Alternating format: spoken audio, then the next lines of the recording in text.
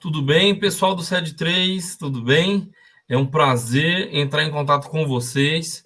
Eu estou com duas convidadas maravilhosas aqui, que são nossas ex-alunas do SED 3 e hoje estão brilhando aqui na Universidade de Brasília, na FGV e na Universidade de Brasília, né? Estão estudando Direito, estudando Administração Pública, estudando Ciências Sociais, o melhor curso da universidade, né?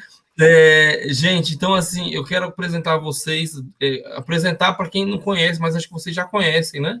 A Tainá e a Maria Eduarda, tá bom? Vou mostrar agora para vocês, colocar aqui na tela. Tá aqui, gente, tá aqui acho que é a minha direita, né? Ou a esquerda, a Maria Eduarda e a Tainá dos Santos, Tainá Silva, né? Que a Tainá estuda Direito e a Maria Eduarda estuda Administração Pública e Ciências Sociais, né? As duas são pesquisadoras, estão fazendo projetos, estão se envolvendo nos cursos que elas estudam, estão entendendo sobre as áreas de pesquisa e de estudo delas, e podem enriquecer muito o nosso assunto de hoje, que é feminismo negro no Brasil.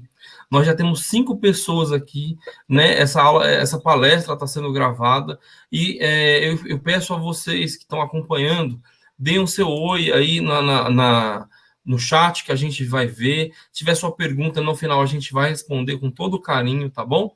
E vamos ouvir, né, o que nossas companheiras, nossas camaradas, nossas amigas que vieram aqui de Planaltina, aqui do SED 3, ganharam o mundo e vieram falar um pouco da experiência delas e do entendimento delas a respeito do assunto, né, do feminismo negro no Brasil e a importância que as mulheres negras têm na história do Brasil, construindo um país mais justo, igualitário, com igualdade de gênero, né, na busca da igualdade de gênero num país tão injusto como o Brasil, injusto para as mulheres, para a população negra em geral. Tá bom, gente?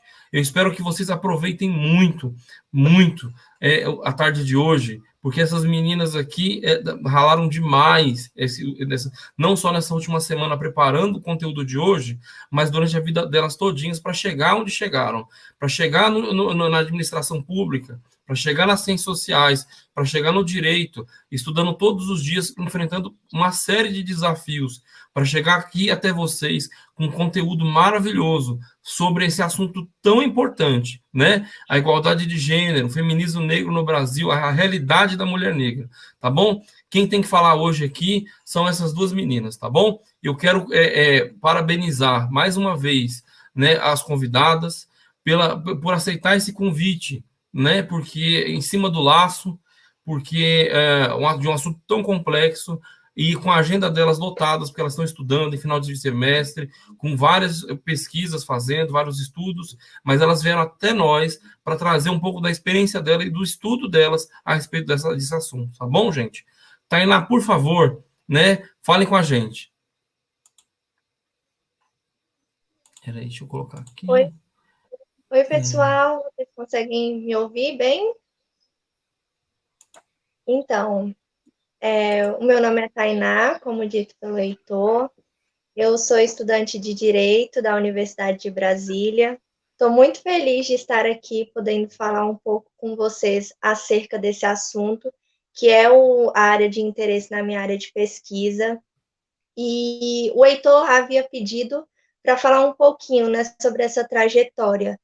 Foi uma trajetória muito árdua, tendo em vista que eu, assim como a maioria de vocês aqui, eu acredito, estudei no SED 3, estudei em escola pública a minha vida toda, e desde o nono ano eu tinha o entendimento que queria entrar na universidade pública, e era a Universidade de Brasília o meu sonho. A partir disso, eu comecei a estudar mesmo para o Enem, a partir do primeiro ano do ensino médio. Eu já fazia simulado do Enem e também estava estudando para o PAS. Só que, obviamente, não foi fácil, tendo em vista que de onde nós viemos é sempre muito mais difícil conseguir espaço para estudar e para alcançar os nossos sonhos. Então, eu fazia estágio desde o nono ano e eu sempre trabalhava no horário contrário à escola. Então, durante o ensino médio inteiro, eu trabalhei.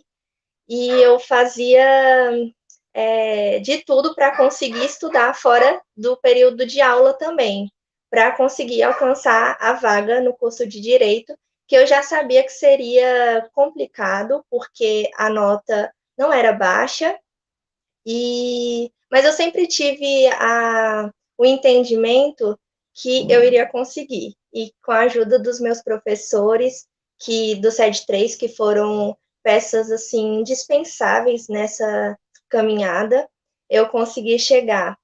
Mas eu quero deixar aqui com vocês uma reflexão que, embora seja muito difícil, ainda nesse contexto de pandemia, nesses últimos 2 anos, não desistam, porque eu estava conversando com a Maria Eduarda e com o professor Heitor, que a Universidade de Brasília ainda é muito elitista.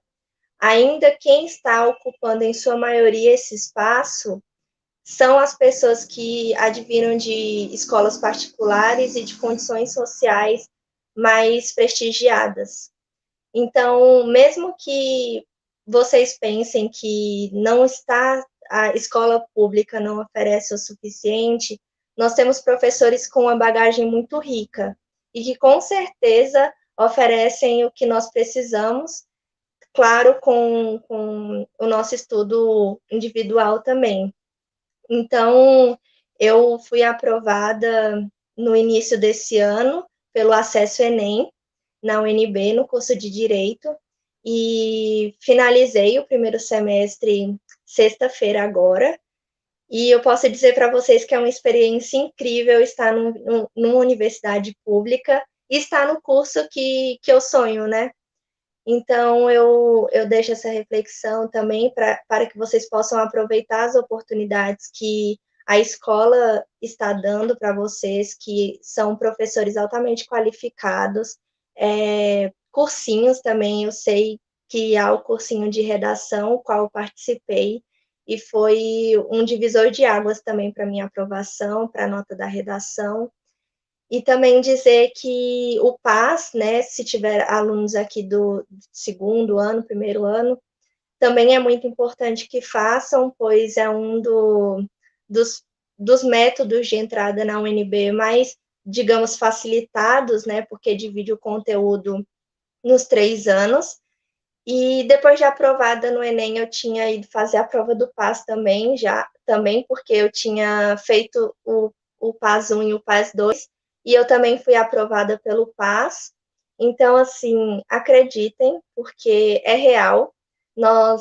Essa universidade, a universidade pública, é o nosso lugar, e eu espero que vocês possam aprender um pouquinho com a gente aqui, comigo e com a Maria Eduarda. Nós somos estudantes, então, nós ainda estamos aprendendo também, queremos aprender com vocês, e que vocês possam gostar muito do conteúdo que nós preparamos, porque é um conteúdo muito interessante.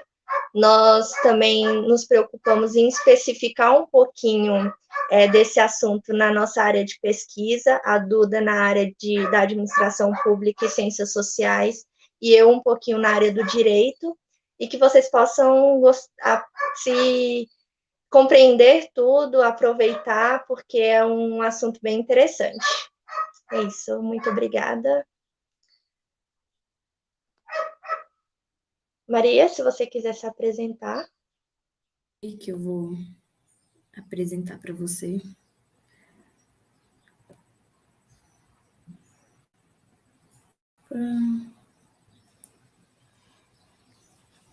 Pessoal, enquanto a Maria Eduarda está resolvendo questões técnicas, né? A gente está, só para retomar nosso assunto de hoje, né? É o feminismo negro do Brasil, com as nossas duas ex-alunas, Tainá Silva e Maria Eduarda, né? São ambas estudantes, né? A Tainá do Direito e a Maria Eduarda da Administração Pública e das Ciências Sociais, né? A Tainá na UNB e a Maria Eduarda na UNB e na FGV. As duas estudaram aqui no SED 3, o ano passado ainda, e esse ano estão no ensino superior nessas grandes instituições, né? E a Maria Eduarda já está pronta? Então tá bom, vamos lá.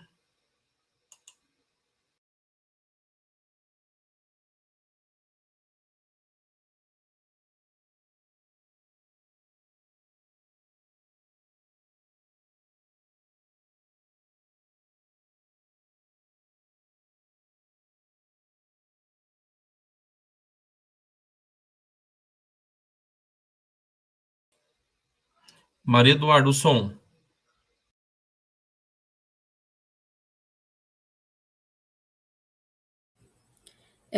Tainá, você tá vendo a tela? Tá aparecendo direitinho? Tá bom para você?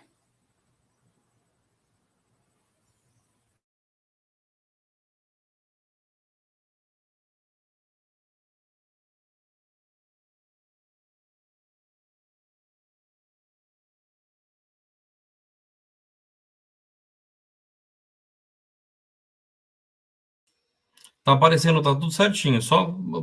Pode só começar, tá tudo certo.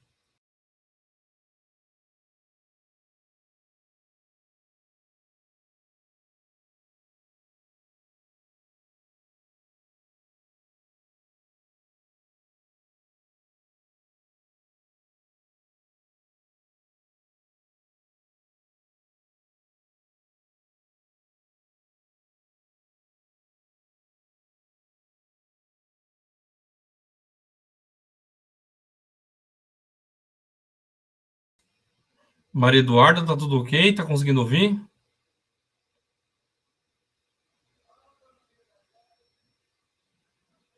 Maria Sim, Eduarda. professor. Quem vai começar vai ser a Tainá. Então, Tainá, por gentileza, deixa eu colocar aqui você na tela, tá tudo certo? Me desculpa. O problema foi eu, Tá. então.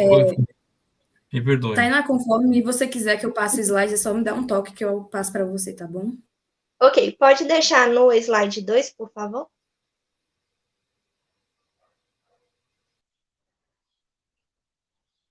Então, pessoal, nós preparamos um estudo acerca do feminismo negro e nós nos limitamos apenas em falar do contexto brasileiro, tendo em vista que é um assunto muito extenso na área da pesquisa, então não dá para esmiuçar ele de forma que fique compreensível em tão pouco tempo.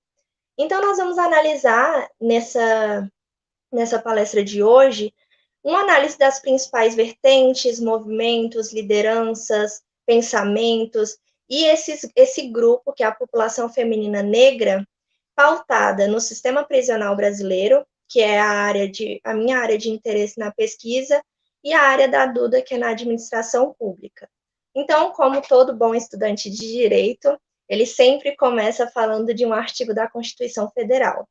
Eu queria muito falar do artigo 5º da Constituição, porque, para mim, ele é muito idealizado e muito bonito quando você vê na teoria, de que todos são iguais, de que não há uma predisposição para tratar um indivíduo de forma diferente. Mas nós sabemos que, na nossa sociedade brasileira atual, o artigo 5º ele não se cumpre de forma eficaz e de forma verdadeira. Então, pode passar, Duda. Para falar um pouquinho de movimento feminista negro, eu pensei qual é o ponto de partida que realmente a gente deva começar para falar de onde que veio por que veio esse feminismo negro? Por que não existe só uma vertente de feminismo, que é o que o senso comum normalmente aprende, que há um movimento feminista e que ele é dogmático, que ele é centrado em uma coisa só. Contudo, nós vamos ver nessa palestra de hoje que isso não ocorre, que o movimento feminista há suas diversas pluralidades e que devem ser levadas em consideração. Por isso, o ponto de partida que eu quero começar a falar com vocês é o lugar de raça e os seus fundamentos. Mas por que falar de raça no feminismo? É muito importante, e eu considero que esse é um dos pontos centrais do debate do feminismo negro no Brasil, o ideal de branqueamento. O ideal de branqueamento, ele é muito conhecido pelo senso comum, nós aprendemos isso na escola também, durante o ensino médio, o ensino fundamental, só que eu queria colocá-lo aqui nesse contexto das mulheres negras. Eu queria começar falando que nós temos uma tese, nós tínhamos, né, e eu considero que temos até hoje, uma tese eugenista. Essa tese eugenista, com a visão totalmente eurocêntrica, ela vai dizer que os negros, eles são inferiores e os mulatos ou mestiços, que eram como eram tratados outrora, eles são seres degenerados. Então, coloca-se aqui uma visão, do ponto de vista até genético, de que a população de raça negra ela é inferior ao homem branco. E eles falam isso com uma funcionalidade totalmente pautada na biologia para dizer que o intelecto negro ele é muito inferior ao intelecto branco. E nós temos diversos estudiosos que pensaram isso e que estudaram esse ponto. E aqui eu queria citar o Arthur de Gabinet. Foi um dos percursores do ideal de branqueamento. E ele se pautou em falar que há uma raça superior à outra e que isso já é predestinado. Não tem como você mudar. Essa foi a concepção adotada, e aqui eu quero me pautar ao final do século XIX, num contexto de abolição da escravatura, aonde a população negra ela estava no seu ideal libertário, né? Só que totalmente sem nenhuma assistência do Estado. Então, essa população ela foi jogada para os morros das favelas e colocadas em situações altamente deploráveis. Porque, embora você não esteja escravizando mais a pessoa negra, você não dá nenhum tipo de assistência para que ela sobreviva de maneira digna. Então, eu acho, contanto, um pouco contraditória essa teoria libertária. É interessante notar também o estudioso Raimundo de Nina Rodrigues, tendo em vista os estudos de Cesário Lombroso, ele foi um médico que foi o primeiro a propor um estudo etnográfico para falar que há uma raça superior à outra a partir do tamanho do crânio, o que não faz o menor sentido. Mas, assim, ele coloca como se as raças, elas são geneticamente variadas intelectualmente e que a população branca, ela é intelectualmente superior à população negra. E aqui ele coloca também uma coisa extremamente interessante de analisar, que leis criminais devam ser diferentes para a população negra e branca. Porque os negros, a partir dos estudos dele e da concepção desses estudiosos, eles estão predestinados a cometer um delito. Então, eles não sabem se controlar. A gente tem esse aspecto muito animalizado da pessoa negra já nesse contexto. Então, é uma predestinação muito, eu considero muito estranha de se fazer, mas é pautado numa teoria lamarckiana, né, que você coloca que o ideal do branqueamento, ele é uma superação à cultura brasileira. Então, queria se colocar no nosso país uma população altamente branca, porque os brancos eram superiores. Então, nós não queríamos uma população inferior e para deixar aquele ar de sujeira, como era falado, da população negra no nosso país. Por isso que há uma política de imigração logo no final de 1888, quando nós temos a abolição da escravatura, que chegam muitos imigrantes europeus para cá, como mão de obra, mas não só para um viés econômico. É muito inocente pensar que foi para isso. É óbvio que tinha-se um fito por trás disso, que era higienizar a população brasileira, tornar essa população brasileira embranquecida, para que ficasse mais bonita, mais harmoniosa para a população, para os olhos dos outros países. E tem uma coisa muito interessante de colocar, que é de João Batista Lacerda, que estava muito esperançoso no começo do século XX, 1912, quando ele propôs um estudo, e ele propôs esse estudo até o ano para até o ano de 2012, o qual ele falou que em 2012, 80% da população seria branca, 3% seria mestiça e 17% seria indígena. É óbvio que isso não se cumpriu. Dados do IBGE atuais dizem que a população negra e mestiça somam mais de 50% da população brasileira.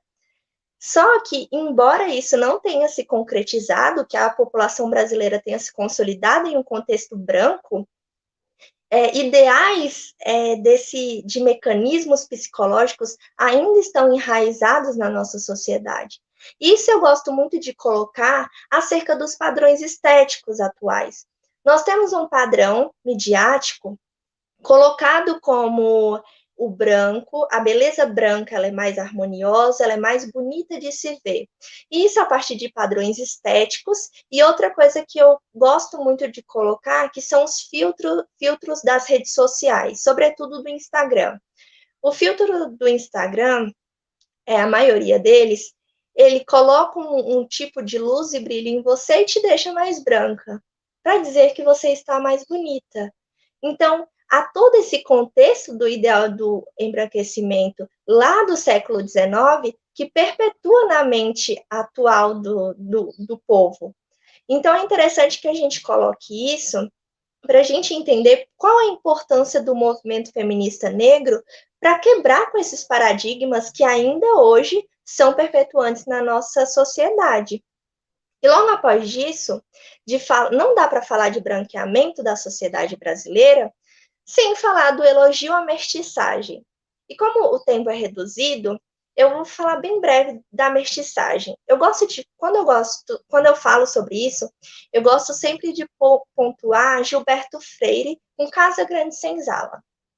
Quem já teve a oportunidade de ver a obra, de ler e de ter contato com aquilo, com tal obra que é muito importante para o entendimento da cultura brasileira, embora haja extremas críticas acerca dela, que Gilberto Freire, um homem de seu tempo, e aqui eu me permito fazer anacronismos da obra dele, eu acho que é muito difícil que não seja realizado anacronismo quando vai se analisar uma obra que é tão importante para o contexto social, ele coloca que há uma questão de harmonização entre a relação entre o homem branco para com a mulher negra. Então, ele coloca que era uma relação de muito amor, de muita harmonia, que a Casa Grande não estava distante da senzala, e que era uma relação estritamente harmoniosa e que foi muito importante para dar origem aos mestiços, que nós conhecemos hoje, a partir dessa junção. Só que colocando agora no contexto da mulher negra, isso não é verdade. Não há uma questão de harmonia nenhuma nessa concepção. Isso surgiu a partir do abuso e do estupro para com as mulheres negras de seus senhores brancos, que ainda nesse contexto de superioridade, de se acharem melhores, superiores, abusavam dessas mulheres. Então, não há uma questão de harmonização no contexto de surgimento de uma população estritamente brasileira.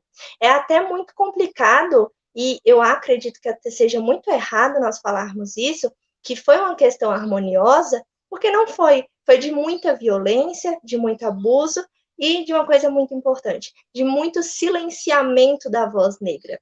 Muito silenciamento e invisibilização da mulher negra.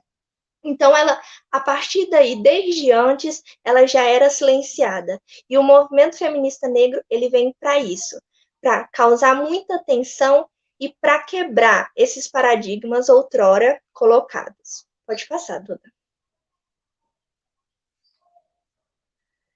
Entrando agora, estritamente, né, no movimento feminista negro, que é uma das áreas que eu mais gosto na área da pesquisa, eu queria colocar para vocês que o movimento de mulheres negras, na minha concepção e com dados de estudos de pesquisas da Universidade da Bahia, pesquisadoras elas estudaram acerca disso e chegaram à conclusão de que o movimento feminista negro, na verdade, ele é um contradiscurso.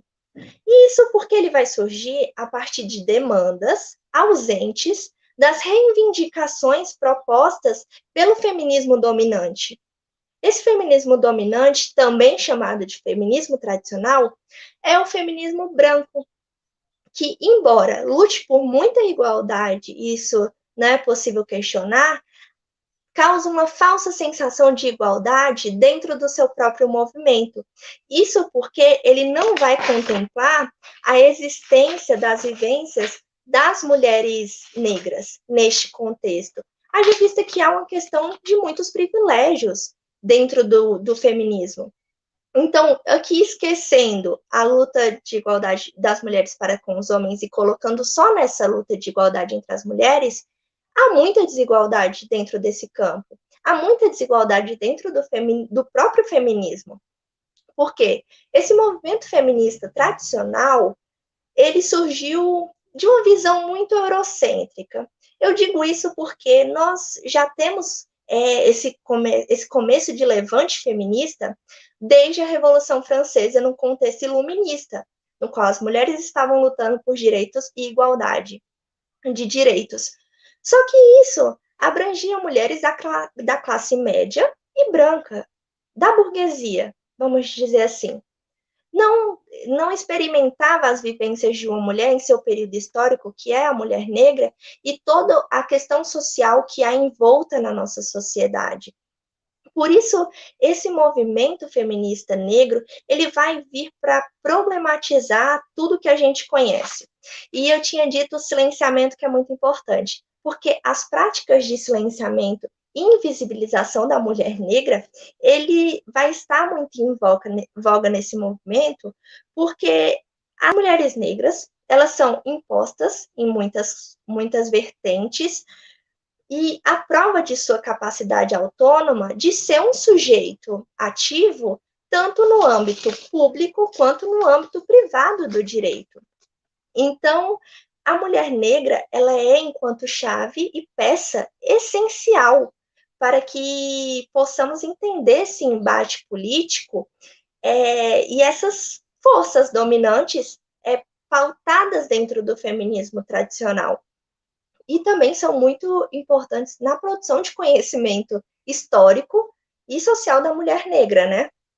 Elas propõem, esse movimento, uma agenda de debate para garantias de direitos junto à diversidade dos vários modos de ser uma mulher. Porque quando você está falando de feminismo, é muito interessante você se perguntar: de que feminismo nós estamos falando? De qual mulher nós estamos falando?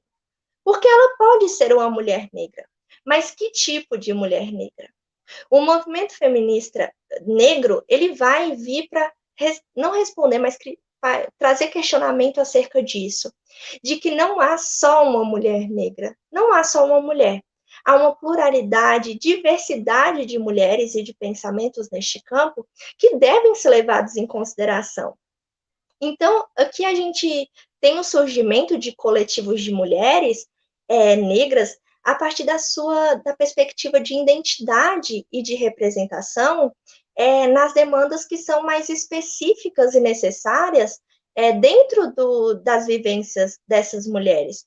Porque quando você está dentro de um movimento feminista tradicional, muitas vezes as questões das mulheres negras, elas são invisibilizadas, elas são silenciadas e não são dadas vozes, colocando todo mundo no ideário, que eu acredito que seja até muito positivista e dogmático, como a gente trata no direito, colocando mulheres dentro de normas e orientações, causando uma universalização do ser mulher.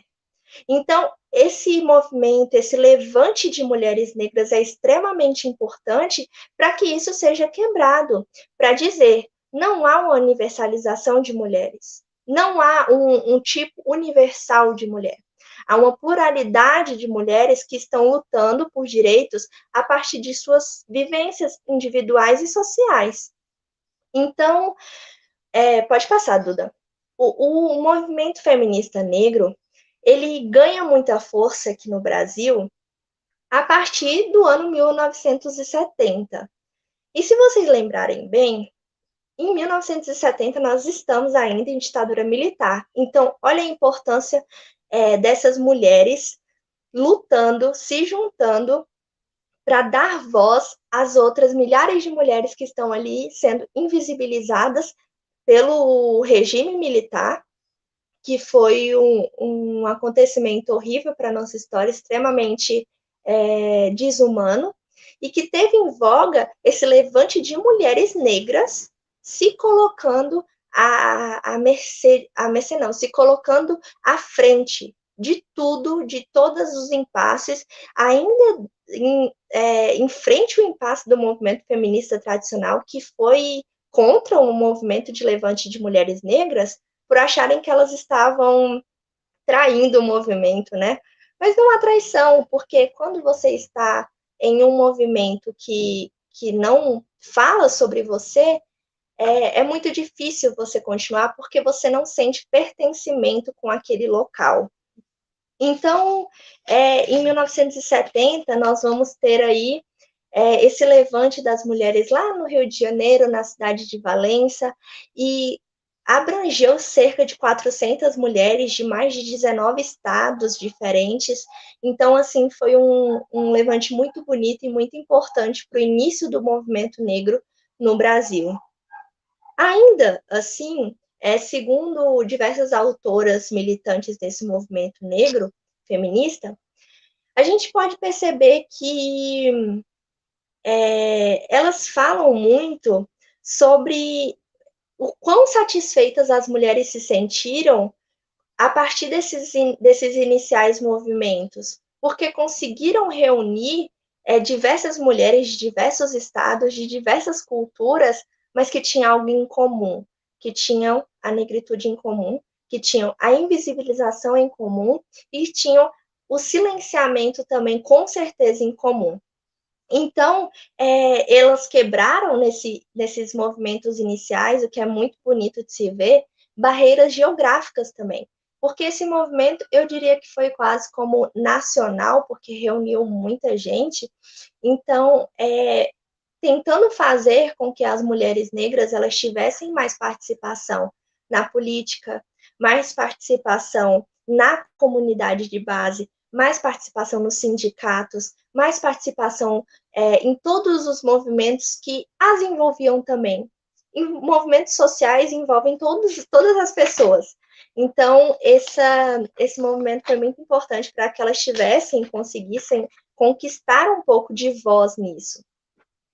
E aí a gente tem também, em 1988, né, o Encontro Nacional de Mulheres Negras, que foi extremamente importante para a história nacional e para a história desse movimento, porque elas se organizaram e elas prepararam cartazes, como dá para ver na imagem, por um ideal de igualdade mesmo, até dentro do seu próprio movimento.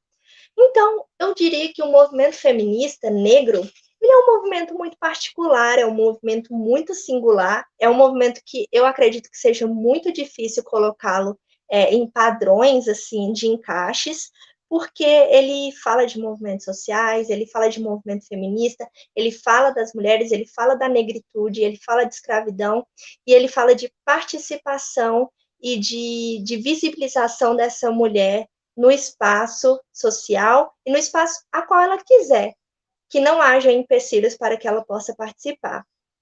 Então, a partir disso, ele também propõe o movimento de mulheres negras, a importância, propõe a crítica, a importância exclusiva que se dá às mulheres brancas no interior do feminismo tradicional. Por quê? Nesse âmbito, discute-se muito qual o papel da mulher dentro da sociedade. Mas colocando num contexto já do movimento feminista, discute qual a participação da mulher negra no movimento feminista. Isso eu gosto de colocar, porque quando você compara, agora que não estou falando do contexto masculino, mas estritamente no contexto da mulher, quando você vê qual é a mulher que está em assim, óbvio que não generalizando, né, mas em sua maioria, nos cargos de mais alto nível da nossa sociedade. Uma mulher branca. E quem é que está nos cargos de empregada doméstica, em sua maioria? A mulher negra. E isso não é só por conta da cor, da raça da mulher. Não é isso somente. O movimento feminista negro, ele traz isso também, que não é só uma questão de cor, não é só por ser negra, é questão das oportunidades que essa mulher negra contém. Escolarização, contexto social, familiar, de trabalho, tudo isso vai importar nesse movimento, o que é muito importante, porque são grupos, o grupo negro, mulher negra, eles são subalternos, eles estão, sim, em inferioridade, mas o movimento feminista ele vem justamente para isso, para combater essas problemáticas que envolvem a dominação tanto de raça quanto de gênero. E aí, uma autora que eu gosto muito, que eu acho que é um dos símbolos do pensamento feminista negro, que é a Lélia Gonzalez, ela vai falar muito sobre isso no contexto de espaço da mulher negra. Tem uma obra muito interessante que eu tive a oportunidade de estudar nesse primeiro semestre, no qual ela coloca qual o espaço que a mulher negra está ocupando e qual a visão do homem branco e da sociedade branca em prol disso. Ela coloca a mulher negra em dois aspectos. O primeiro, ela coloca como a mulher negra linda, rainha, deusa, no dia do carnaval, o qual todo mundo quer ficar bronzeado, o qual a mulher negra é colocada como símbolo do carnaval brasileiro. Só que essa mesma mulher que está sendo colocada como o símbolo que os homens brancos estão desejando nesse dia, é a mesma mulher que no dia seguinte é a empregada doméstica que tem que entrar pela porta de trás da área de serviço. É a mesma mulher, só que com visões diferentes, visões de dominação. A mesma visão de que o homem branco pode escolher como olhar essa mulher. E aí coloca-se também essa animalização do corpo negro feminino, né? De que são vistas como objetos de satisfação e muito prazer, ao passo que os corpos das mulheres brancas, em sua maioria, não são vistos assim, eles não são nem sequer racializados. Então, deve-se considerar esse ponto importante que é colocado pela Lélia, porque ele dá muita ênfase ao que o movimento feminista negro está criticando. E também outro ponto a se considerar aqui no movimento feminista negro é esse levante, né, de mulheres negras juntas, junto à construção de suas organizações. Então, foi o fato delas reivindicarem direitos para a sua visibilização e para essa exclusão desse pensamento hegemônico feminino e dessa tentativa de universalizar a mulher em um contexto só, não dando voz a toda a sua luta e o contexto histórico ao qual ela está inserida. Então, aqui a gente coloca a mulher negra diante desses extremos impactos, assim, e entraves também, porque são exclusão, exercidos também por outras organizações, inclusive pelo movimento feminista tradicional, que não leva em consideração, isso já feito por vários estudiosos, a questão da mulher negra dentro do feminismo. Então, aqui a gente coloca o movimento feminista negro, esse levante de mulheres totalmente importante, numa iniciativa de uma criação de uma organização própria, que possa refletir os interesses de mulheres negras, né, que são vistas ainda com desconfiança até pela mulher branca, dentro desse feminismo. Então, como eu disse, é a partir de 1970 que a gente tem isso, que começa-se a tecer críticas acerca desse movimento e de tudo que está abrangente nele, mas também a gente pode comentar acerca do movimento negro nesse contexto, a influência do movimento negro advindo dos Estados Unidos, né, que foi um movimento que realmente contribuiu muito para que esse levante fosse começado aqui. Começou a perceber que esse levante das mulheres, ele tratava de um modo muito exclusivo de uma população que, embora, obviamente, estava em um contexto de inferioridade ao homem, ainda estava com privilégios. E hoje, em nossa sociedade, é muito possível ver isso, essa questão do privilégio pautado na mulher branca, até pelas suas áreas de ocupação. Então, esse movimento feminista, que para mim é um dos movimentos mais bonitos que existe hoje em dia, porque ele coloca não só o fator cor, o fator etnia, ele coloca o fator social, intelectual, e ele coloca também uma parte muito importante que nós não podemos desvincular das nossas percepções quando vamos estudar ou fazer pesquisa a partir do movimento feminista, que é o lado sexista que existe na sociedade hoje e que atende, né, que coloca muito a mulher negra em voga nisso. Então, esse sexismo todo, o movimento das mulheres negras, ele vai criticar muito.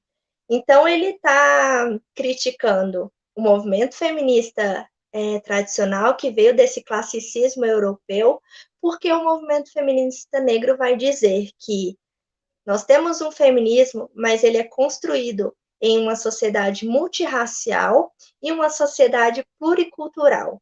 Nós não somos iguais, nós não temos demandas iguais, nós somos mulheres, mas mulheres, embora diferentes, não somos desiguais. Então, aqui ele tece muitas críticas a partir disso e fala muito sobre essa reivindicação, discussão dessas pautas que foi supracitado e coloca em voga para finalizar essa parte assim a universalização da mulher, essa tentativa de colocar a mulher em uma categoria, todas as mulheres em uma categoria a qual ela não é pertencente, porque ela ainda assim está no contexto de inferioridade e também de muita subjugação, porque as opressões de raça e gênero elas atuam de forma muito contínua, né, no decorrer da história. Então, a gente pode ver esse contexto das mulheres brancas e das mulheres negras em seus papéis sociais. E aí, como eu tinha citado, esse momento da abolição da escravatura, é só você olhar, obviamente, no contexto somente feminino. As mulheres brancas, em sua maioria, elas estavam como as senhoras. Então, elas eram as senhoras que mandavam nos escravos. E a mulher negra, ela sempre estava em uma condição subalterna, a qual a colocava como ama de leite, como dona de casa, para fazer todos os mandos da senhora. Então, é muito difícil você desvencilhar todo esse contexto que foi vivido e que ainda é presente na sociedade e colocar todo mundo num movimento igualitário, mas que divide muito essas mulheres.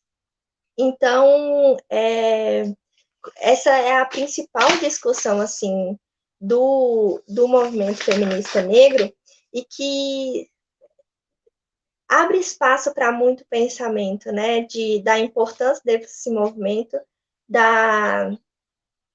de que ele seja realmente entendido, que as pessoas estudem sobre ele, porque um feminismo pautado numa experiência totalmente branca, que foi a visão europeia, de fato não abrange a mulher que nós conhecemos hoje, e nem que tínhamos antigamente, que eram as mulheres negras, aquelas que estavam na senzala. Não tem como nós colocarmos essas mulheres em uma categoria unificada com todas as outras, esquecendo de tudo que elas viveram.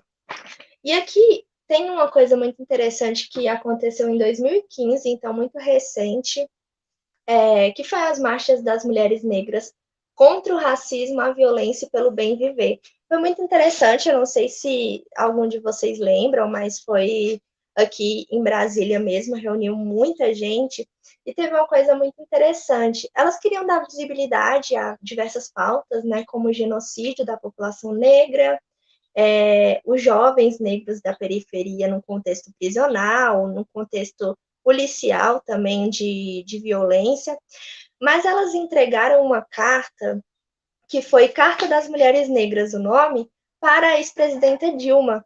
Então, muito interessante, né? Uma mulher no poder, como presidente da República, sendo colocada assim como receptora dessa carta. Então, é muito interessante colocar isso. E eu queria dizer um pouquinho só dessa carta, que ela queria propor a construção coletiva de outra dinâmica de vida e ação política, que só é possível por meio da superação do racismo, do sexismo e de todas as formas de discriminação. Então, é muito interessante ver isso, que para você ter um êxito realmente do movimento feminista negro, você precisa superar diversas outras coisas. Você precisa superar o racismo que é institucionalizado na nossa sociedade. Você precisa superar o sexismo que as mulheres negras são submetidas. Você precisa superar toda a violência policial e jurídica que as mulheres negras sofrem. Então, é um mar de superações para poder chegar em um realmente ideário de igualdade a qual o movimento feminista prega. E para colocar, finalizando essa parte do movimento, eu queria colocar aqui a figura da Marielle Franco, que para mim era uma das figuras contemporâneas mais instigantes assim da área do movimento negro, porque era uma mulher homossexual que estava na política lutando pelos delas. E ela lutava de uma forma tão instigante assim pelas mulheres e pela ocupação dessas mulheres no espaço político, e infelizmente ela foi silenciada. Não é a primeira e não será a última, infelizmente. Então, que a gente possa ter essa reflexão de que ainda está acontecendo. O ideal de liberdade lá na abolição da escravatura, colocado por uma mulher branca, que foi a princesa Isabel, e que não foi porque ela achava que os negros eram seres dignos de serem libertos. Todo mundo sabe que foi por concepções políticas aquilo. Então, que a gente coloque que isso ainda está acontecendo, que as mulheres negras ainda estão presas, sim, embora sem algemas.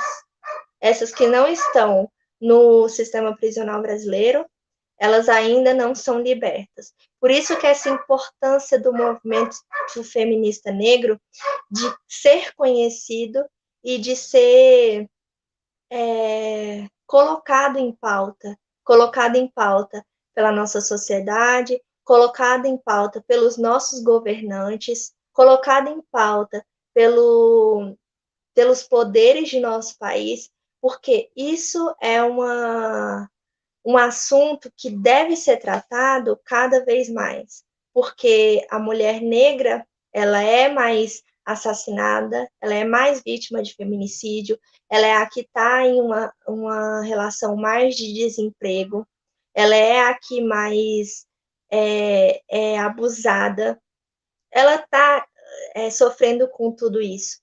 Então, você invisibilizar essa mulher e colocar ela num feminismo que não a abrange é um pouco quanto hipócrita. Então, que fica essa reflexão a partir desse movimento que é muito legal para pesquisar, mas infelizmente não dá para falar tudo. Pode passar, Duda.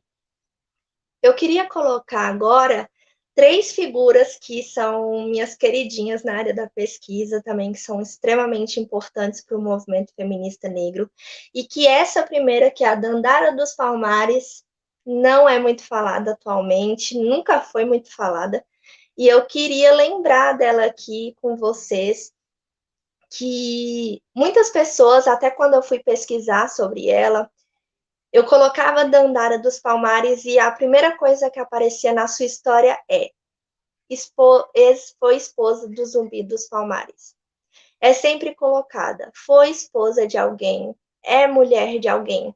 E aqui no slide eu não coloquei. Eu não quero lembrar dela como esposa de alguém. Ela é foi Dandara dos Palmares, uma mulher feminista, líder, extremamente inteligente e muito que trouxe diversas contribuições para o movimento feminista negro atual. Ela foi mãe de 3 filhos e ela lutou nesse ideal libertário da mulher negra e do homem negro também. Então, ela divergia de todos os padrões impostos a ela na época a qual ela estava inserida, e mesmo assim, ela é a personificação de uma mulher negra que luta, que vai atrás e que quer o protagonismo. Então, eu quero lembrar dela aqui hoje, nessa questão de protagonismo, ela não quero colocá-la como mulher de alguém ou como esposa de alguém. Ela foi uma liderança extremamente importante e que ela possa ser lembrada na história, né? Já que mulheres já são invisibilizadas na história, mas mulheres negras são mais ainda, né? Muito difícil a gente ver mulheres que fizeram alguma coisa, mas não porque elas não fizeram, e sim porque não deram notoriedade para isso. Pode passar.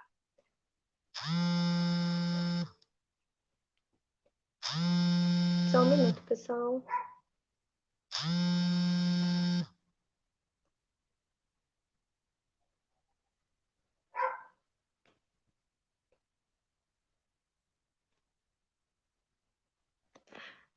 Aqui também eu coloquei a Angela Davis.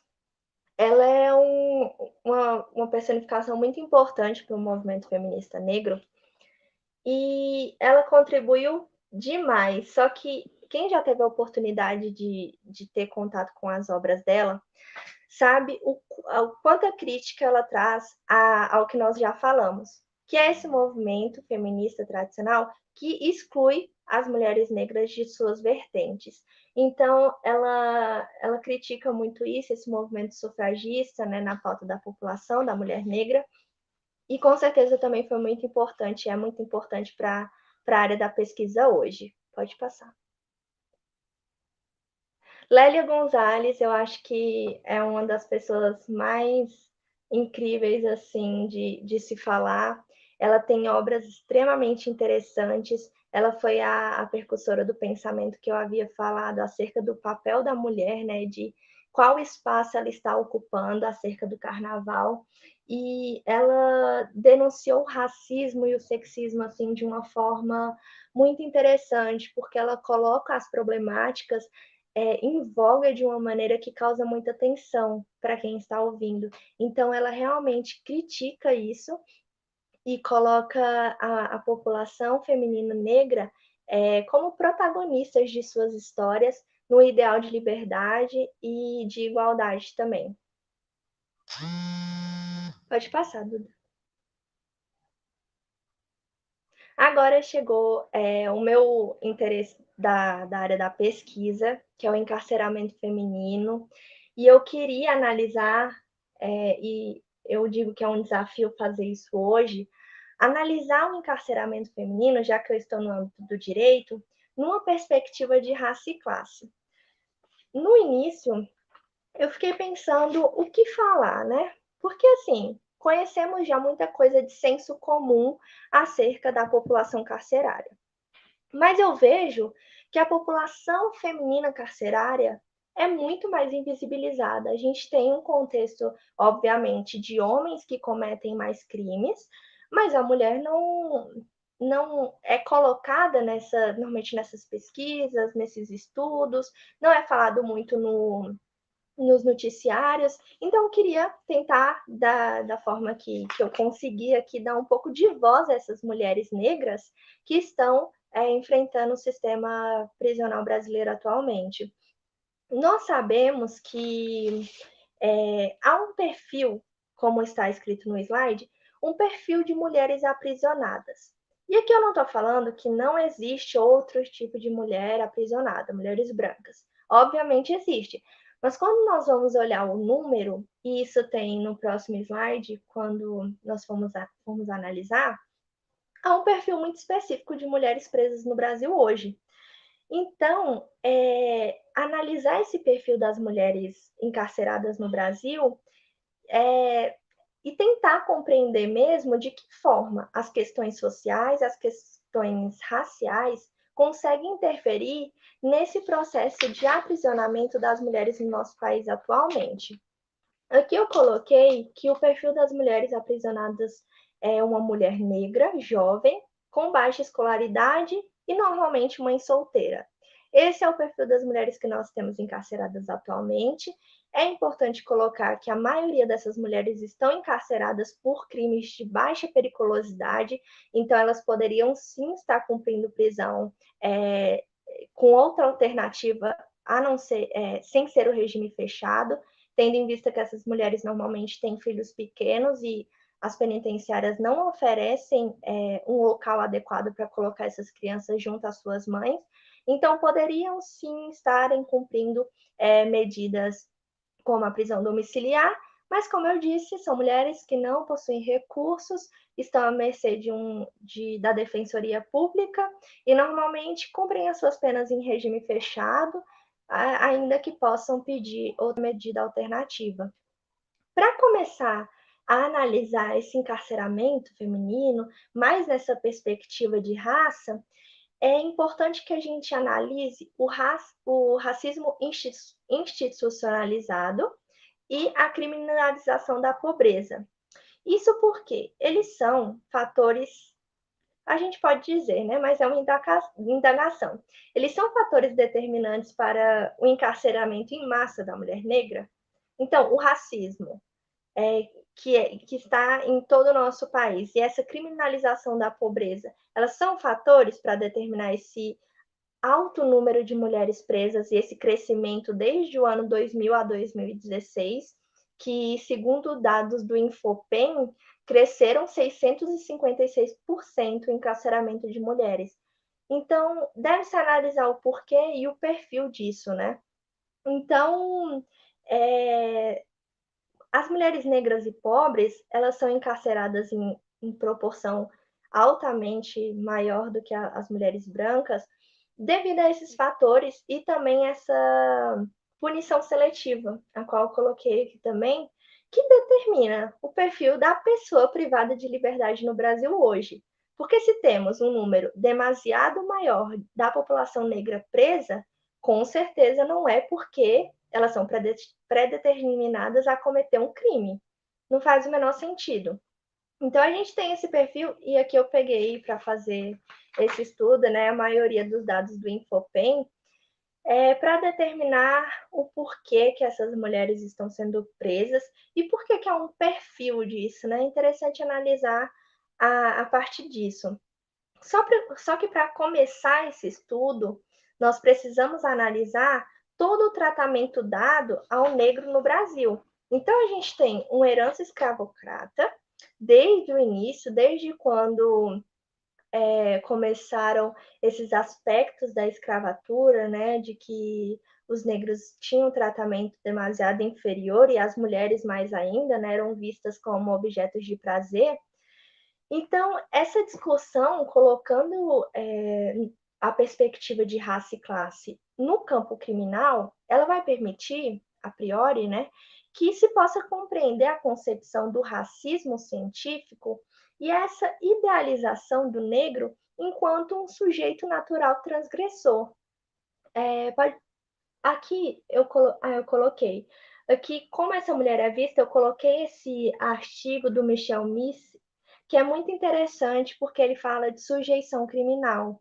E esse artigo ele coloca muitas coisas sobre isso, mas uma coisa muito interessante é que ele fala que essa sujeição criminal é a gente determinar um perfil de criminoso e dizer que a pessoa, o indivíduo, o agente que possui essas características, ele é predestinado, ele tem mais motivação para cometer um crime ou um ato infracional, caso ele seja menor de idade.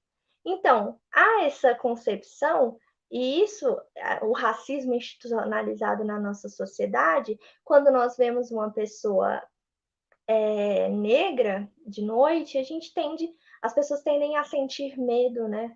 Porque essa sujeição criminal, a gente imagina, aquele perfil ali pode causar uma transgressão a mim ou ao meu patrimônio. Então, esse âmbito criminal, ele não foi superado com a abolição da escravatura, quando você fala que os negros são libertos, porque as marcas desse período ainda estão muito em voga no nosso sistema prisional atualmente. E eu digo isso porque esse debate, né, é altamente falado, porque nós temos vítimas maiores desse sistema, que são, aqui falando, né, da mulher, que é a mulher negra, jovem, pobre, de periferia, e de que ela é predestinada, devido a toda a sua condição social, a cometer um crime, a cometer um delito e ser presa. Só que quando ela chega no sistema prisional, quando ela chega no sistema judiciário, ela não é tratada da mesma forma que uma pessoa que possui condições sociais privilegiadas iria conter. Isso porque ela não possui condições de contratar um advogado criminal, então ela vai precisar de um defensor público, o que pode demorar. E ela não vai ter o menor entendimento de seus direitos, que é o que acontece na sociedade atual. As pessoas, sobretudo colocando aqui essas mulheres negras de periferia que têm baixa escolaridade, elas não sabem dos seus direitos. Elas não entendem nem os seus direitos, nem os seus deveres como cidadã. Então, são grupos minoritários que tendem a sofrer muito mais quando adentram esse sistema penitenciário. Porque a gente causa aí um fator social, racial, com uma certa hierarquia, né? Até quando nós vamos analisar o sistema judiciário brasileiro na forma de juízes, promotores, defensores, desembargadores, a maioria são pessoas brancas que estão ocupando essa posição, e as pessoas negras, sobretudo aqui as mulheres, estão ocupando a posição de agentes criminosos.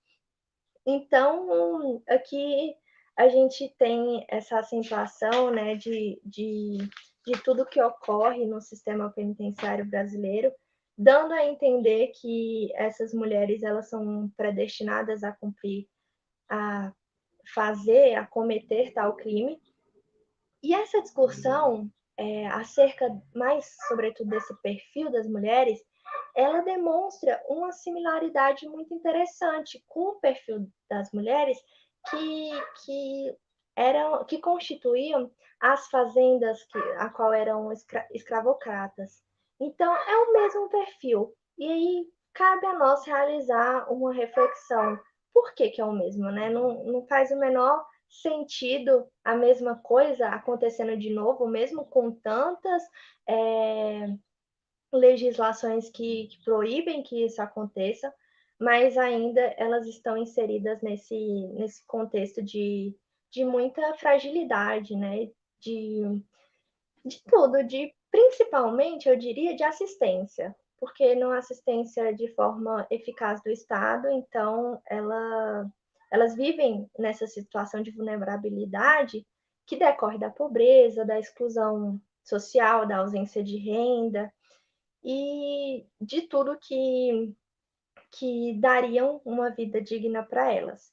Então, em sua maioria, são essas mulheres aprisionadas hoje que estão inseridas no contexto penitenciário brasileiro, são mulheres que estavam e ainda se encontram, né, em situação de muita vulnerabilidade, porque realmente não possuem acesso aos seus direitos e não possuem acesso normalmente às condições dignas para ter uma vida longe dos delitos, né, do que o nosso Código Penal coloca como delito.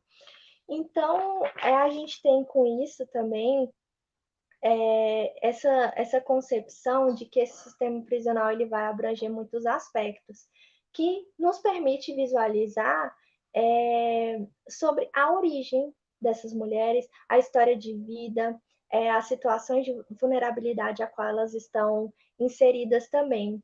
E tem uma obra muito importante, a qual eu estou estudando ela, que se chama Filhas do Mundo, que analisam as meninas negras, né, em um contexto de atos infracionais na cidade do Rio de Janeiro.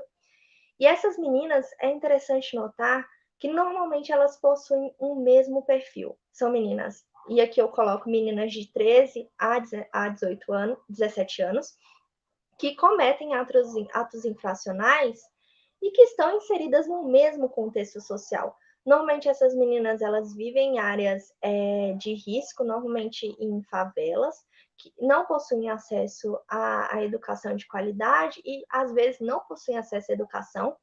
As suas mães normalmente têm muitos filhos, elas normalmente também não têm a figura paterna para apoiá-las.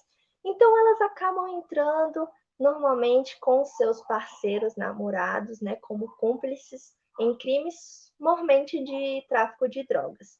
Então, são o estereótipo, né? O estereótipo é colocado aí como a predisposta a cometer um crime, a predisposta a não chegar em uma carreira de sucesso, a predisposta a não entrar numa universidade, e aí coloca-se um monte de estereótipos sobre essa menina, essa mulher negra, que acaba por invalidar mais ainda e invisibilizar mais ainda essa luta das mulheres contra isso.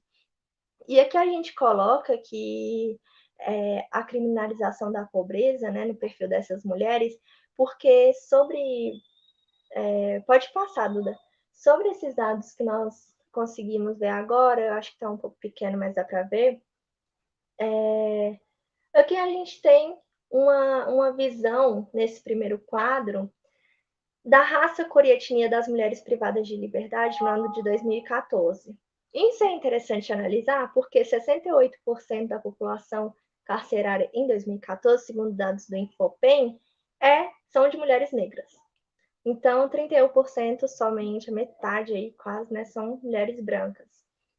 E aqui do outro lado, nós temos separados por estado, né?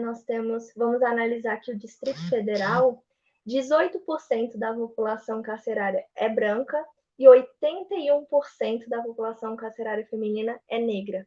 Então, isso com certeza não pode ser sujeição, não pode ser predisposição ao crime. Há sim um contexto de racismo institucionalizado dentro do sistema prisional, porque quando você analisa, segundo dados de 2016 do Infopem também, 2 a cada 3 mulheres que cometem algum crime são negras. Então, toda essa herança histórica e ainda social que essas mulheres estão inseridas no nosso contexto atual possuem contribuição para essa população carcerária negra, feminina, se elevar tanto assim em pouco tempo. E também coloco aqui, né, acho interessante colocar que delitos dessas mulheres normalmente são furtos de alimentos para seus filhos ou roubos desse tipo, dessa natureza. Então, é a construção mesmo de um sistema prisional que não dialoga com a realidade das mulheres que compõem os presídios, e assim eles desconsideram fatores como o racismo e também como a opressão de classe que essas mulheres estão inseridas. Então, nota-se, e isso é muito notório e considerável de nós falarmos aqui, que assim como outras instituições de nossa sociedade, ela reforma a forma estrutural do racismo, que, consequentemente, ela vai atingir de maneira diversamente acentuada a população mais vulnerável, e, nesse caso, a população feminina, negra e pobre. Porque não tá bom, né? Você é negro nessa sociedade, você é mulher e você ainda é pobre. Então, o sistema prisional e judiciário com certeza não vai ser igualitário devido a todos os aspectos que a gente tem. Então, essas realidades que nós podemos analisar aqui agora, questiona muito, né, o papel do Estado, porque através desse encarceramento em massa que é colocado para as mulheres negras, ele tenta solucionar a questão da criminalidade, só que essa questão está estritamente ligada com o problema da desigualdade social e com o racismo no Brasil.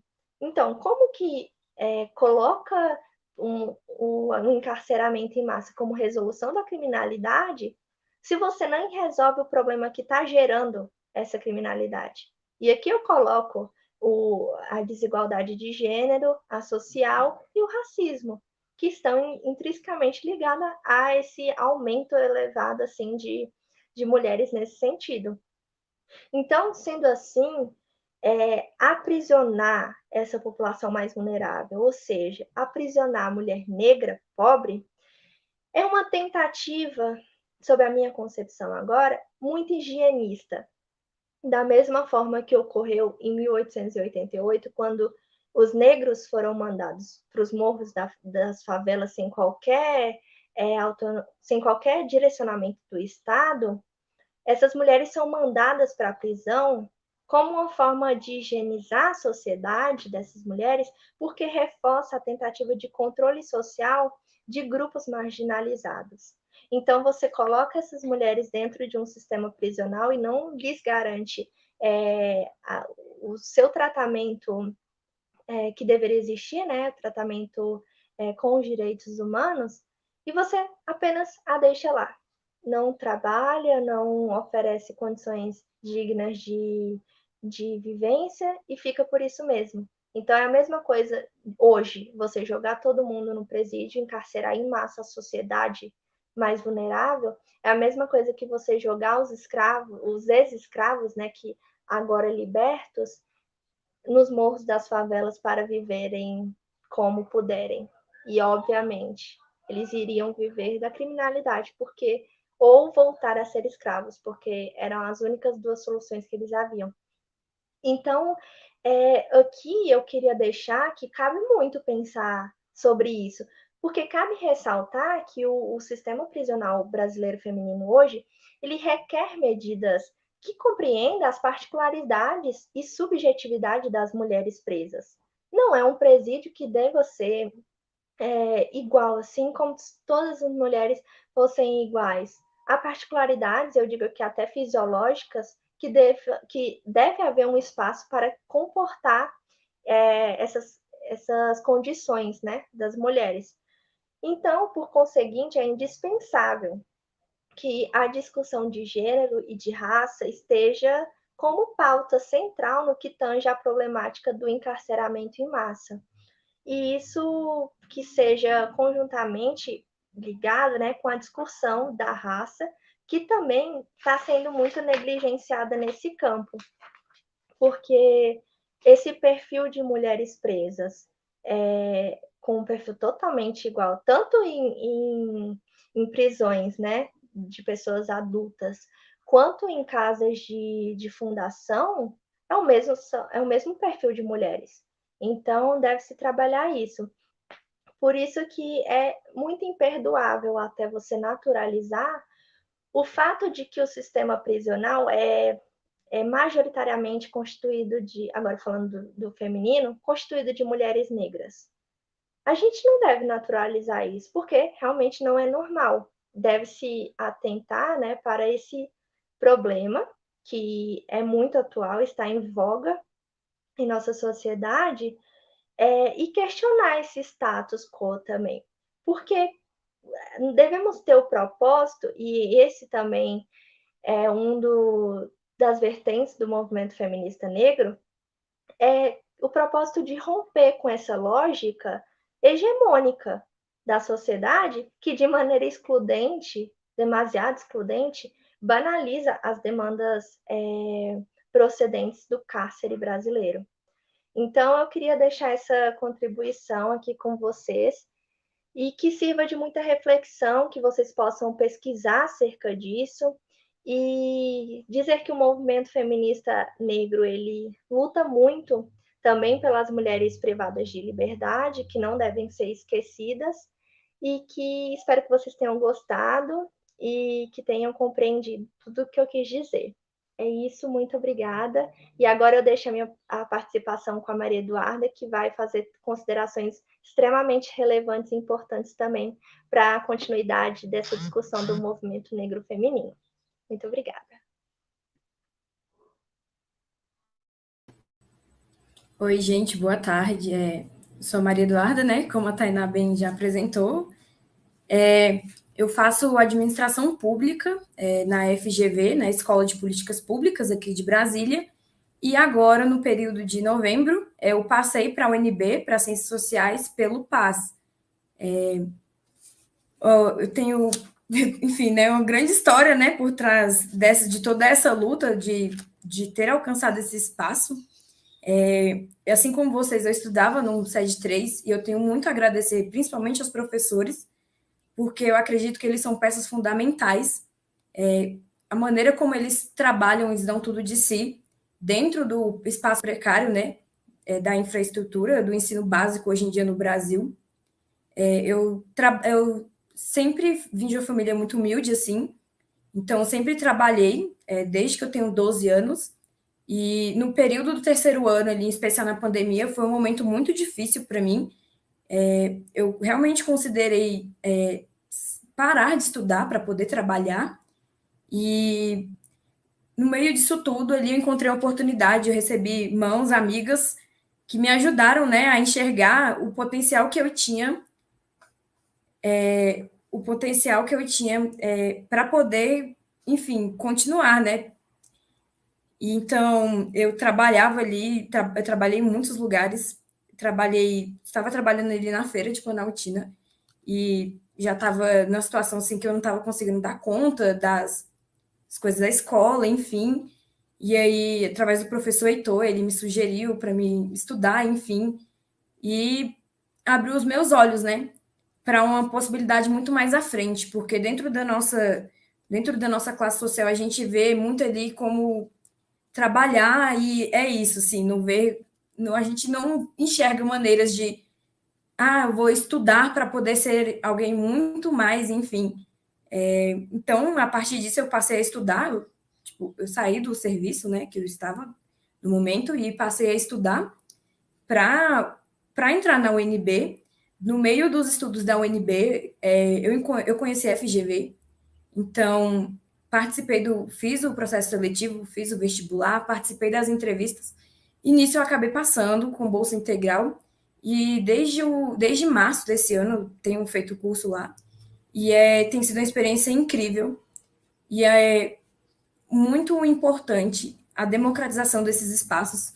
A FGV é muito conhecida, né, pela sua alta, pelo seu nome em si, e é um espaço nosso, a gente tem direito, sabe? Muitas pessoas não entendem, não conseguem ver isso, mas é um espaço ali, é um espaço nosso. Aproveitar, inclusive, aqui para divulgar que eu entrei pela Educafro, então a Educafro ela disponibilizou 10 bolsas, né, em parceria com a FGV, e eu fui a única que entrou por essas bolsas.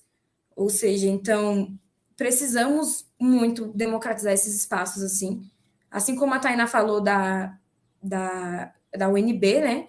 Então, é muito além da diferença social e tudo mais. Enfim, é isso, sim. Eu espero, trabalhando agora nessa área de administração pública, né? Espero muito atuar no setor público, e eu gostaria muito de atuar na área de desenvolvimento social, porque eu sou fruto dos projetos, né, das políticas públicas sociais. Então, se eu tenho a oportunidade de estar aqui hoje, se eu conseguir, né, em meio a tudo, chegar aqui hoje, foi graças a esses incentivos sociais, sabe? Isso é muito importante e eu valorizo muito isso. E, enfim, eu vou dar início aqui à apresentação, ver que acho que já está, não sei se já está compartilhando, que então, falar sobre o mito da democracia racial, né? A democracia racial em si seria como um estado de plena igualdade entre as pessoas, independente da raça ou de cor, etnia, o que a gente sabe claramente que hoje em dia isso não existe. Isso é uma teoria, né, pós-abolicionista, que, né, seria tudo foi resolvido agora, que a gente não tem mais lidado com a escravidão. A gente sabe muito bem que a gente pode ver estatisticamente, assim como a Tainá provou, que isso é uma coisa incontestável, assim, né, que realmente não existe, não tem nem como chegar, né, contrariar isso. A gente tem fatos, tem dados, e enfim. E eu trouxe aqui um trecho do artigo da Lélia Gonzalez, que é o artigo Racismo e Sexismo na Cultura Brasileira, que ela vai falar que é justamente o mito da democracia racial reencarnado, né? Que ela traz assim: pois outro lado do endeusamento carnavalesco ocorre no cotidiano dessa mulher no momento em que ela se transfigura em empregada doméstica, que foi justamente que a Tainá trouxe atrás, que é sobre isso, né? Enquanto a mulher, a gente pode usar um exemplo bem comum, que é o exemplo da passista, né, de carnaval. Enquanto ela está ali, ela é a mulher bonita, a mulher poderosa, ela é sexualizada, inclusive, mas no momento em que ela se transfigura, né, que as mulheres saem desse papel, elas são taxadas como empregadas domésticas, como mães pretas, né? Também há muito da romantização da mãe preta em si, da mulher chefe de família, eximindo muito das vezes os pais, né, dessa obrigação. Há muito assim na estrutura social do Brasil, essa construção de que a mulher, né, tem um papel de ser mãe, de cuidar dos filhos, de ser dona de casa, de ser doméstica, e enfim. E justamente nesse trecho ela vai tratar sobre isso, né? A dupla imagem da mulher negra no Brasil, a mulata do samba, a doméstica e a mãe preta. Também nessa mesma linha, eu queria falar sobre interseccionalidade, né? Que é um conceito que ele foi introduzido por Kimberly Crenshaw há 30 anos, né? Ela foi uma teórica estadunidense e professora de Direito da Universidade da Califórnia e da Universidade de Colômbia. E o termo de interseccionalidade é justamente sobre você pensar você não pode pensar no feminismo, unicamente no feminismo. A mulher, enquanto mulher preta, ela não, quando ela está dentro do feminismo, ela não luta somente pelo seu direito de mulher, né? Ela também tem toda a questão racial. Então, o termo de interseccionalidade é pensar na mulher negra no local de violência física, psicológica, sexual e institucional, em que ela, historicamente, elas estão sujeitas por serem pretas. Então, por mais que ali sejam duas mulheres, a mulher preta não vai estar na mesma condição social, na mesma posição social que a mulher branca, por toda a questão já de eugenia, todo o racismo estrutural, desde a época da colonização que o Brasil sofre. Ela também, o termo também vislumbra as mulheres pretas como os protagonistas, sujeitas a com voz para contar sua própria história. Há muito, mais para frente eu vou falar disso, que inclusive a Lélia critica isso no seu artigo, que as pessoas esquecem, né? Querem falar por cima de uma situação. Somente uma mulher preta, somente quem já sofreu racismo tem propriedade, sabe falar de maneira altiva, né, sobre isso. Somente quem já vivenciou, né, esse tipo de situação. Então, ao longo dos anos, o termo foi criado dentro disso, pensando no feminismo negro, e ao longo dos anos ele se popularizou, né, expandiu e integrou lutas e mobilizações sociais internacionais. A Angela Davis, ela traz que não é possível a gente ser feminista sem pensar em todos os movimentos sociais, né? Ela traz: eu não posso ser uma militante antirracista sem pensar na dimensão heteropatriarcal do racismo, eu não posso ser feminista sem reconhecer o papel que o capitalismo e o racismo tiveram em moldar o patriarcado. Ou seja, a gente não pode ser, não existe isso de a gente ser, eu sou feminista e ponto. Eu sou anticapitalista e ponto. Não, a partir do momento que a gente está dentro de um movimento social, a gente está ligado aos outros movimentos. É impossível a gente pensar no feminismo sem pensar no patriarcado, sem pensar no racismo, sem pensar no capitalismo. Então, a Angela Davis traz muito essa ideia de que, ao mesmo tempo que você está ali no movimento feminista, você tem que estar sempre aberta aos outros movimentos, sempre pensando. Esse é o contexto, né, da interseccionalidade. Também a Lélia Gonzalez também, né, mais à frente, ela traz a crítica à academia, né, por essa ser construída com base em autores e homens europeus. A Lélia Gonzalez também, como a Tainá apresentou anteriormente, né, e como eu também trouxe outro trecho, ela critica essa estrutura patriarcal, né, de somente mulheres, de somente homens, né, sobretudo europeus, né, brancos, serem detentores, né? Quantas vezes a gente vê? A gente pode ver, observar isso hoje em dia em qualquer lugar, assim, sempre, principalmente na faculdade. Eu tenho trabalhado, a gente vê muitos autores brancos, né? E a gente tem que lutar por esse espaço. Inclusive, encaixa aqui a pauta da gente consumir conteúdo, nos policiar com relação a isso, nos consumir conteúdo de criadores negros, né? Esse ideal todo esse ideal de branqueamento que faz com que a gente consuma mais conteúdo americano, europeu, e a gente acaba esquecendo da nossa raiz mesmo, um termo popular, né, hoje em dia, na internet, é a síndrome do cachorro vira-lata, né, por assim dizer, assim, de maneira coloquial, que é justamente essa estima que a gente tem de desvalorizar o nosso país para colocar outro país em cima. Geralmente as pessoas do Brasil fazem muito isso com relação aos Estados Unidos, sempre aquela coisa, os Estados Unidos, não sei o que lá, sendo que não conseguem olhar para a nossa própria cultura, para os nossos próprios artistas, nossos próprios autores, para os nossos próprios movimentos em si. Inclusive, ela também faz críticas, né? Trouxe um exemplo aqui, o Caio Prado Júnior também, enfim, nessa dimensão do acadêmica, né? Ela traz críticas em relação a isso. E também é sobre a questão do feminismo, né? O feminismo em si, como pauta geral, né? A gente pode ver, sim, que eu trouxe até um trecho da A Mulher no Brasil, né? Que fala sobre a escrava de cor criou para a mulher branca, das casas grandes das menores, condições de vida amena, fácil e a maior parte das vezes ociosa. Ou seja, a gente, enquanto a mulher branca ganhava rua, né? Ia para a rua, ia trabalhar, enquanto ela lutava pelos seus direitos, sempre ali por trás tinha uma mulher preta fazendo seus serviços domésticos, enfim. A gente pode ver isso, que isso é uma coisa do colonialismo, sim, e é pouco discutido, por isso que nós temos que pensar muito, trazer essa pauta negra para dentro do feminismo, né?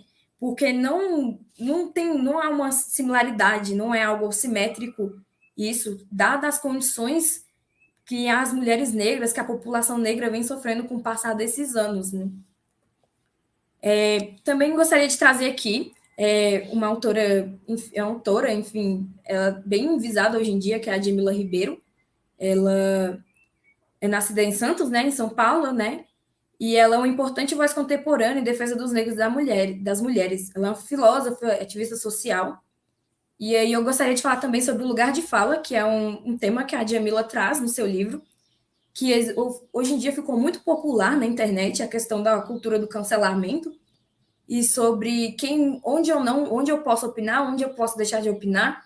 E isso acaba invisibilizando, porque é muito importante para o movimento negro que pessoas também brancas participem, entendeu? Dê voz. Quanto mais pessoas a gente tiver dentro desse movimento, melhor para visibilizar, né? Viabilizar, enfim. E aqui a Djamila traz uma coisa muito interessante, que ela trata que o lugar de fala, ele se trata de onde a pessoa está falando e não onde ela pode falar. Então, a gente tem muito, que eu não tenho você não tem lugar de fala para falar dentro, uma pessoa branca não tem lugar de fala para falar sobre o racismo, um homem não tem lugar de fala para falar sobre o feminismo, ou seja, todo mundo pode falar de tudo, todos têm direito de falar, mas, consequentemente, isso, né, eles vão falar de lugares diferentes, de posições sociais diferentes, então, temos que estar sempre atentos a isso, né, por mais que tenha tudo isso, né, que a pessoa é livre, o direito de ir e vir, de falar, de opinar, mas temos que ter em mente isso, que essa questão é de onde a pessoa fala, quais são as bagagens, quais são as considerações, né? Sempre temos isso em mente. Gostaria de trazer também aqui um pouco, né, dentro da minha área, sobre mulheres na política, né? Trazer aqui, infelizmente, de maneira superficial, devido ao fim do semestre, mas, enfim, as mulheres, elas conquistaram o direito ao voto, né, há 88 anos, né, e assinado, então, pelo presidente Getúlio Vargas, né, e depois, após isso, a Constituição de 88, ela, na tentativa da construção de uma sociedade livre, justa, solidária, com promoção do bem de todos, sem preconceito de origem, raça e cor, garantia a igualdade entre homens e mulheres. Depois disso, também teve o decreto, né, de 2002, que ele adota medidas especiais de caráter temporário destinadas a acelerar a igualdade de fato entre homem e a mulher, assim, nessa tentativa de permear, né, essa desigualdade que a gente tem hoje entre homens e mulheres. Também é importante falar sobre a questão de a falta de representatividade, né, das mulheres dentro da política, enfim, com toda essa questão do patriarcado, a gente pode ver claramente isso hoje em dia, o número melhor de mulheres dentro da política, mas ainda assim estamos lutando pelo direito de ter mais movimento, ser mais visada. E, inclusive, eu trouxe aqui um fato que até chega a ser absurdo, que até o dezembro de 2015, o banheiro das parlamentares, né, era o do restaurante anexo do plenário. Então, era um banheiro que ficou disponível lá, né, ele estava disponível desde 79, e quando foi eleita a primeira senadora, Eunice Mittis, né, Mitlis. E um absurdo, né, 2015, as mulheres terem direito a um banheiro, ou seja, um banheiro dentro do Senado, e isso dentro do plenário, chega a ser uma coisa, assim, uma piada. Quando eu escutei, eu não sabia, inclusive, dessa informação, durante uma aula, uma professora minha comentou, e a gente realmente não faz ideia de quão gigantesca e desproporcional é a situação, tanto do patriarcado, quanto, ainda mais se a situação do patriarcado já é complicado para a gente que é mulher, imagina então para a mulher preta, né? Eu trouxe aqui um estudo realizado pela Graziella Guirucci Testa, que ela é doutora em ciência política pela Universidade de São Paulo. Ela é minha professora de pensamento social brasileiro e ela me cedeu alguns dados dela, né, dessa pesquisa, que é o que esperar das eleições de 2022. Aqui eu trouxe algumas coisas com relação a algumas citações, né, com relação às mulheres dentro da política, né? Como a gente pode ver aqui, as mulheres são menos corruptas na administração pública. No primeiro ponto, a entrada de mulheres na política desarticula redes de corrupção, além de a presença de altos graus de corrupção também é um grande obstáculo no avanço político de mulheres. A gente também pode ver que no estado de bem-estar social e na economia do cuidado, em geral, as mulheres tendem a buscar a melhora de serviços públicos, particularmente os tipos de serviços que possam beneficiar as mulheres. A economia tradicional e a economia do cuidado de crianças doentes e idosos, por exemplo, que mais sofrem com as consequências da omissão do Estado ou serviços públicos mal prestados são as mulheres. E dentro desse parênteses, em especial, as mulheres em condição de vulnerabilidade, né? E acabam sendo as mulheres negras. Então, há muito o que dizer, tem um ditado muito popular, né, que de mau gosto, que mulher só serve para pilotar fogão, assim como vários outros termos sexistas e machistas. E a gente pode ver aqui, comprovando com fatos, né, o quanto a mulher é competente dentro do âmbito da política, a gente pode ver isso. Também a gente tem, com a diferença das políticas públicas implementadas por mulheres, né? As mulheres governantes se importam mais com políticas de saneamento e infraestrutura do que os políticos homens. No Brasil, os municípios que tiveram a mulher eleita apresentam maior porcentagem de consulta pré-natal e menor porcentagem de nascimentos prematuros. Além de que ter mais mulheres na política contribui positivamente para a implementação de políticas públicas de caráter social e econômico, e principalmente em países em desenvolvimento. Além na questão de vida, segurança e saúde, os municípios governados por mulheres tiveram mortes a menos por 100 mil habitantes do que daqueles governados por homem. Claro que aqui a gente não coloca que comemora menos mortes, o ideal é não haver mortes, né? Mas nos dados aqui, além de que municípios governados por mulheres tiveram 47 internações a menos por habitantes do que aqueles governados por homens, além das prefeitas editarem mais decretos proibindo aglomerações e tornando mandatório o uso de máscara. Os municípios que tiveram mulheres enquanto representantes, inclusive, tiveram números menores de casos de Covid, além do maior, né, do maior tratamento dessa situação em si. Ou seja, então, a gente não tem nem como a gente contestar com termos machistas, sexistas e enfim, sobre essa questão das mulheres dentro da política, né? E com isso, de forma breve, mas eu gostaria de deixar meu agradecimento, principalmente, né, pela participação ou pelo convite, e agradecer imensamente a todos que vieram e se prestaram um minutinho do seu tempo para escutar a gente sobre essa situação tão importante, por esse tema que é tão importante hoje em dia dentro do Brasil, e que nós temos que lutar cada vez mais para diminuir essa situação, lutar contra essa desigualdade em si.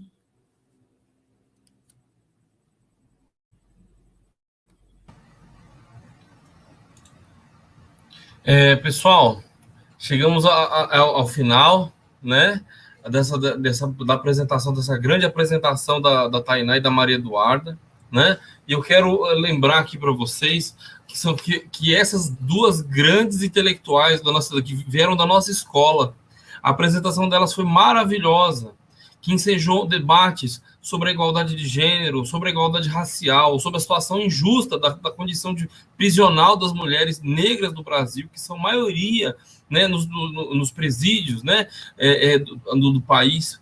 A Tainá mostrou com dados, né, que o sistema prisional e de justiça do nosso país é injusto e racista. A Maria Eduarda mostrou com dados, provou aqui que o Brasil politicamente é muito mais justo com mulheres na política. Então, a participação das mulheres e das mulheres negras na política pode tornar o Brasil mais justo, né? Um Brasil menos machista, menos racista, né? Mais igualitário, com menos mortes de crianças, menos mortes de mulheres, e um país justo para as mulheres é um país justo para todos.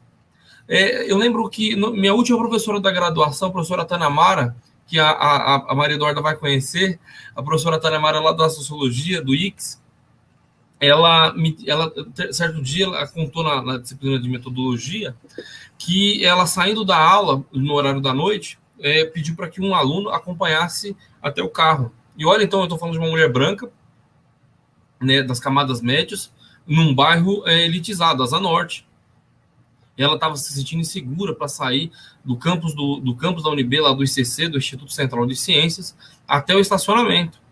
E aí o aluno a acompanhou até o carro. Quando ele chegou até ali, ela perguntou a ele se ele queria uma carona até o carro dele.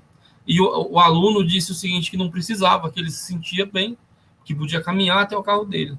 Então, vejam só, eu não estou falando de uma aluna do SED 3 que tem que enfrentar ônibus na BR com paradas no meio do mato. Eu não estou falando de alunas que enfrentam ônibus lotados e até o assédio dentro do transporte público.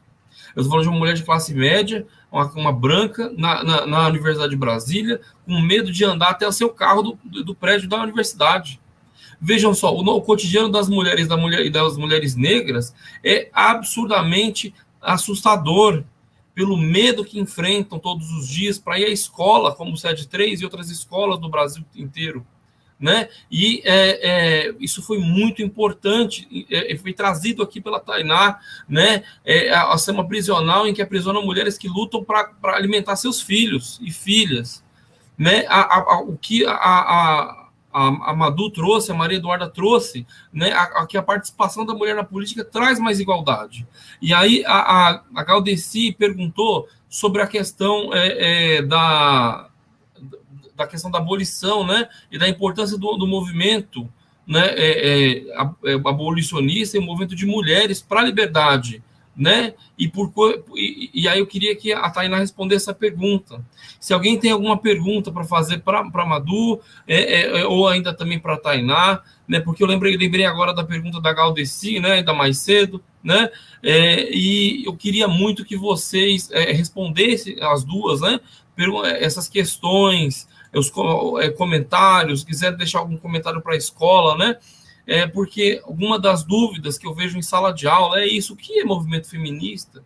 O que é movimento feminista negro? Quais são as diferenças, né? Qual é a importância disso? Eu acho que vocês trouxeram um pouco para nós, mas acho que é bom dar uma ressaltada, né?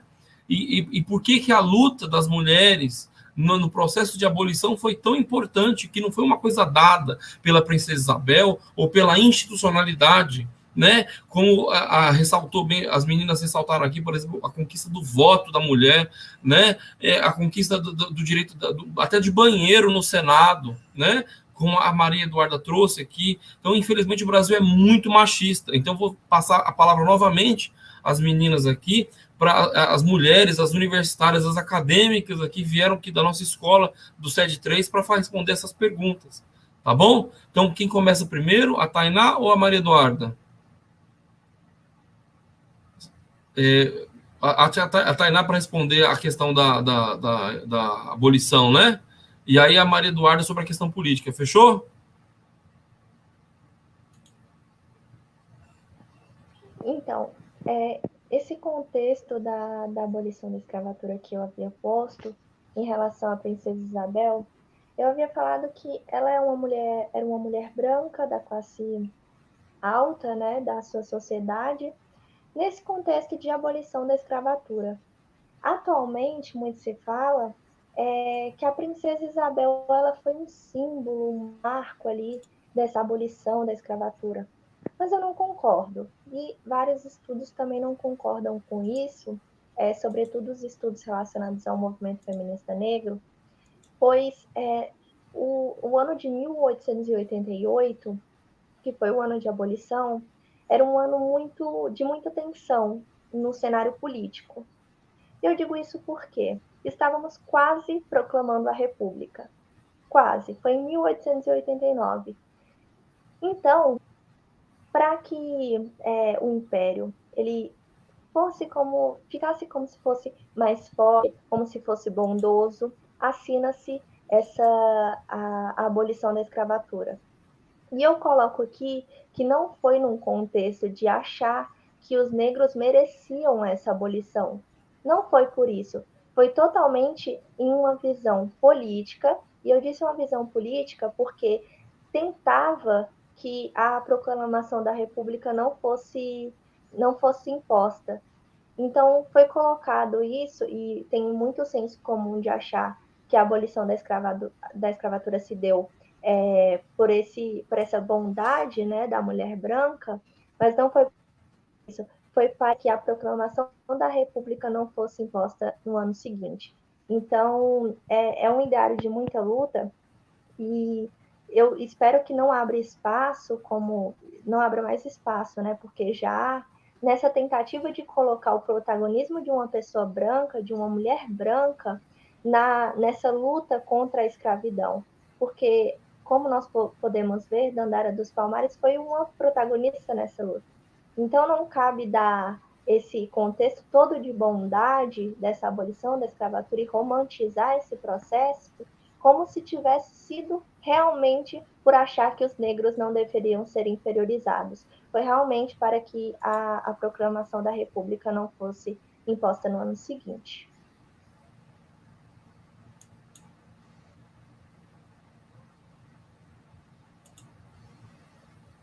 Maria Eduarda, por favor.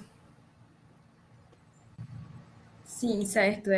Respondendo ao comentário, né? De que o voto ele não foi concedido pelo feminismo, muito pelo contrário. Já durante a época de Getúlio Vargas, ele sofria pressão dos movimentos sociais pelo direito, né? Pela luta desses direitos. E nesse período, durante toda essa luta, ele juntou o útil ao agradável e, por fim, né? Assim como a CLT e várias outras coisas, Então, foi sim importante para o direito ao voto, a ajuda do movimento feminista, a luta do movimento feminista, já naquela época, a pressão dos movimentos sociais foram, sim, muito importantes, além de outros estudos também que comprovam, né? Foram importantes na questão de direito ao voto. Como a gente falou, conseguiu o direito ao voto naquela época. Em 2015, a gente teve direito a um banheiro dentro do parlamento. Então, ainda a gente tem muito pouco com relação a toda a desigualdade, toda a desproporção dentro do Brasil.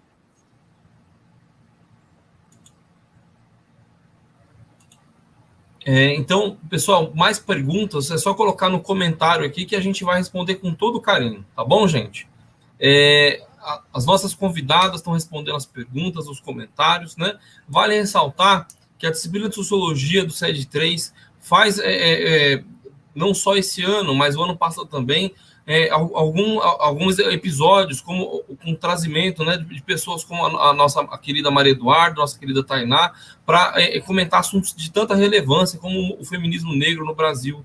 Em outras ocasiões também trouxemos, né, pelo SED 3 e pela disciplina de Sociologia, outras temáticas também muito importantes para o país, para a gente discutir o país a partir da escola, né? A função da escola, vale lembrar, né, é pensar o Brasil também. A função da escola é pensar a sociedade, construir cidadãos a partir da educação, né? O SED 3 é uma das únicas escolas do DF que cumpre a lei, né, que ensina Maria da Penha na sala de aula, né? No DF, desde 2019, é obrigatório o ensino de Maria da Penha, e nós colocamos isso em sala de aula, né? No SED 3 temos professores e professoras valorosos e valorosas, né? O professor Benina, a professora Tati, o professor Rodrigo, a professora Simone, né? A professora Eudes, a nossa querida supervisora pedagógica, né? O professor Ronaldo, nosso diretor, e tantos outros e outras aqui contribuem para um processo educacional de ensino-aprendizagem de muita qualidade, porque não é à toa que, né, que temos estudantes como a Maria Eduarda, a Tainá, que pelo esforço individual e pelo esforço do corpo docente e da administração da escola, né, obtiveram também o seu êxito, né, o seu sucesso. Muita dificuldade no dia a dia das alunas, dos estudantes, das estudantes, isso é verdade. Mas desde que eu estou nessa escola, eu vejo cotidianamente o esforço do corpo docente e do corpo administrativo para tornar possível alguns sonhos dos nossos estudantes, das nossas estudantes. Porque, apesar das dificuldades, a gente faz muito, ou pelo menos o que pode, para que alguns desses sonhos se tornem realidade, né? Alguns não são possíveis, a gente não consegue, né? Mas a gente tenta até o final, sempre que pode, dar suporte, né, aos nossos estudantes, aos sonhos das nossas estudantes. E está aqui, gente, né? A Tainá, a Maria Eduarda, né? Universitárias, acadêmicas, pesquisadoras, né? Mulheres de sucesso, dentro inclusive do SED 3 de Planaltina, vale ressaltar. E há pouco tempo atrás, não são muitos anos, a gente não tinha cotas para as universidades públicas federais, não tínhamos ProUni nem FIES sem avalista, não tínhamos políticas públicas de inclusão da mulher e do estudante de escola pública no ensino superior universitário. Então, vale ressaltar aqui o esforço, né?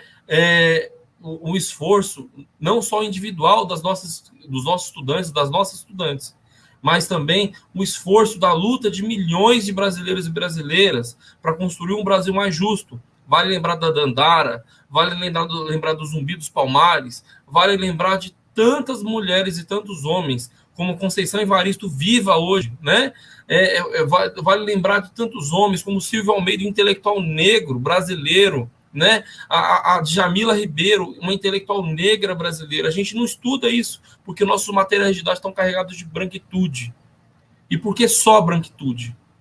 Teremos que ter muitos exemplos de luta do povo negro no material didático, e a gente vai construir isso para o futuro. Então, assim, com intelectuais como a Maria Eduarda, como a Tainá, que no futuro vão contribuir, como já tem contribuído para a história do Brasil, construindo um país mais justo, através da luta delas, através do trabalho delas, da pesquisa delas. Parece que a gente tem mais comentário, meninas. Vamos responder? Quem vai responder agora? Qual das duas se sente segura, mais segura para responder agora? Eu posso responder. Olhando por um lado acadêmico, né, importante, sem trazer corrente política, é muito importante a gente pesquisar e conhecer os nossos representantes, afinal, eles estão ali para nos representar. Então, eu reforço a ideia de que nós devemos saber, antes de votar, em quem estamos votando, como eles atuam dentro da Câmara, o que eles já têm feito, quais são as propostas que eles participam, que eles votaram a favor, que eles votaram contra. Então, é muito importante a gente conhecer os nossos candidatos antes de votarmos. Existe eu não sei se, não lembro se é Weber que traz, né, as dominações. Uma dessas dominações é a dominação carismática, que é o representante, né, que usa do seu carisma para convencer as pessoas, para, enfim, para angariar votos e nessa situação, e mesmo ainda assim, a gente tem que tomar cuidado com esse tipo de situação, a gente tem que conhecer em quem nós estamos votando e não ir por populismo ou por coisas desse tipo, precisamos saber, sobretudo votar em quem em quem defende também os nossos ideais, seja eles políticos, enfim.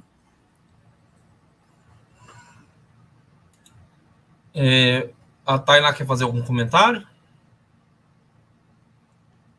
Sim, só dando seguimento ao que a Duda já falou, foi muito explicativo já, de nós darmos muita importância para quem é o candidato que você está elegendo. E isso eu falo num contexto de que o agente ele tem que ser participante da política não só no dia da eleição. Ele tem que participar em todo o mandato que essa pessoa vai ser elegida. Isso porque nós temos hoje em dia uma população que não conhece muito de política. E eu digo isso porque o conhecimento que tem da política atual é pelo que sai na mídia. E você conhecer a política ou um candidato por questões midiáticas é um tanto quanto preocupante. Então, não tenham preguiça de procurar, de ver o que esse candidato já fez em sua vida política, se ele já participou de algum projeto, se ele já aprovou um projeto de lei. Então, participem e tenham muito cuidado quando forem votar em alguém, né? Essa vai ser a primeira eleição que eu irei votar, e é muito importante que a gente tenha em mente que, igual a Duda falou, dominações carismáticas, elas normalmente costumam vencer. Mas sejam bem inteligentes de pesquisar antes, de ver o que essa pessoa está propondo fazer pelo país, e caso seja eleita, que fiquem de olho, né, que exerçam o seu dever de cidadania e também de democracia, de acompanhar esse mandato pelos próximos anos. Então, acho que não cabe aqui se tem algum político menos pior ou melhor. Eu acho que cabe muito que nós analisemos, né, de uma forma bastante objetiva o que o candidato está propondo e não nos deixemos levar por viés midiáticos. Eu acho que prejudica muito. Então, seria mais ou menos isso. Gente, então, acho que a gente não tem mais nenhuma pergunta. Acho que é sobre algumas propostas mais específicas, né, sobre o Brasil ser potência ou alguma coisa mais particular, acho que não cabe para a temática de hoje, né, o feminismo negro no Brasil, que é a temática de hoje, né, mas acho que a gente pensar em política é pensar, dentro da temática de hoje, o feminismo negro, é pensar que um país que seja bom para as mulheres negras, é um país bom para todos e para todas, né? Imagina, um lugar seguro para as mulheres caminharem numa parada de ônibus, né? Ou numa rua, é um lugar bom para os homens também, né? Então, pensar num lugar seguro para as mulheres é pensar num lugar seguro para todos, né? Votar em mulheres votar num país que teríamos menos morte por conta da Covid, como a gente viu os dados aí que a Maria Eduarda trouxe, né? Então, o regime político ideal é o regime político democrático, onde a gente tem a valorização dos direitos humanos para as crianças, para as mulheres, para todos, né? Como eu já disse aqui, um lugar bom para as mulheres é um lugar bom para todos. Por isso, né, votar em mulher e pensar, como disse a Tainá e disse a Maria Eduarda, né, é pensar, olhar para o background, ou seja, para o histórico, né, dessas pessoas que fazem política no dia a dia, né? Então, assim, a gente como escola, como instituição, não pode recomendar voto em ninguém, né? Não seria lícito da nossa parte, mas a gente pode recomendar que estudemos os direitos humanos e votemos com consciência em quem defende os direitos humanos, tá bom, gente? Pessoal, eu quero desejar um abraço a todos vocês, a todas vocês, a todos vocês, e quero pedir às meninas fazerem as suas considerações finais, né? E se algum professor ou professora, alguém da administração estiver aqui no chat, eu quero agradecer pessoalmente, assim, do coração, né, a diretoria, né, o professor Ronaldo, a professora Eudes, né, o coordenador o Pedro, o professor Benino, que estava aqui, a professora Tati, o professor Rodrigo, a professora Simone, e tantos outros colegas que estiveram aqui, compartilharam o link do vídeo, que estão aqui até o final, ou mesmo que passaram aqui por esse evento. Eu quero agradecer muito a todas as pessoas que vieram aqui a esse evento para ouvir a gente, tá bom? Um grande abraço, tá bom? Agora, dando voz aqui na sequência, então, como a gente fez antes, a Tainá e a Madu, tá bom? Por gentileza, as suas considerações. Eu queria agradecer, primeiramente, ao professor Heitor pelo convite. Eu fiquei muito feliz de ter pensado em mim para isso. É um tema que eu gosto muito de debater e espero que tenha sido muito compreensível. Quero agradecer também a Maria Eduarda, que dividiu essa mesa comigo, trouxe considerações extremamente relevantes e interessantes. Fica aqui o meu agradecimento por você ter vindo e estado aqui comigo. Agradecer também a todos vocês que ouviram, que participaram de alguma maneira, que tiraram um pouquinho do tempo de vocês para nos ouvir.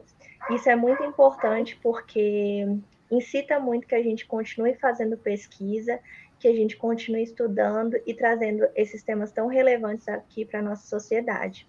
Que vocês possam continuar se abrangendo no tema, eu vou ficar muito feliz com isso, que vocês pesquisem mais acerca disso, tendo em vista que nós falamos muito brevemente, já que é um assunto muito grande, mas deixar aqui o meu agradecimento e que vocês tenham gostado muito. Muito obrigada.